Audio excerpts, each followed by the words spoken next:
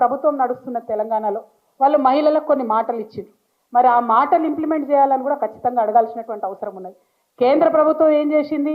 మనకు 2023లో రిజర్వేషన్ చట్టం తీసుకొచ్చింది, మహిళా రిజర్వేషన్ చట్టం తీసుకొచ్చి ఏమన్నారు? ఇంప్లిమెంట్ చేస్తామన్నారు. కానీ దాన్ని దేంతో ముడిపెట్టిరు? జనగణనతో ముడిపెట్టిరు. అంటే జనగణన చేసేంత వరకు మహిళా బిల్లు రాదు. రాకపోవడం వల్ల ఏం జరిగింది? ఇవాళ మహారాష్ట్రలో ఎన్నికలైనవి, అక్కడ ఎమ్మెల్యేలు కాకుండా మహిళలు ఆగిపోయారు.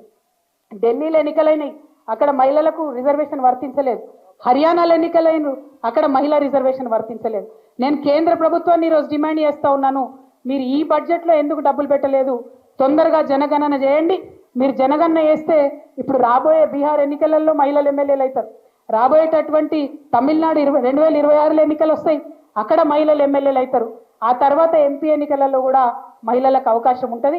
కాబట్టి ఖచ్చితంగా తొందరగా కేంద్ర ప్రభుత్వం సెన్సెస్ చేయాలి, జనాభా లెక్కలు పెట్టాలని చెప్పి నేను బీఆర్ఎస్ పార్టీ తరఫున డిమాండ్ చేస్తూ ఉన్నాను.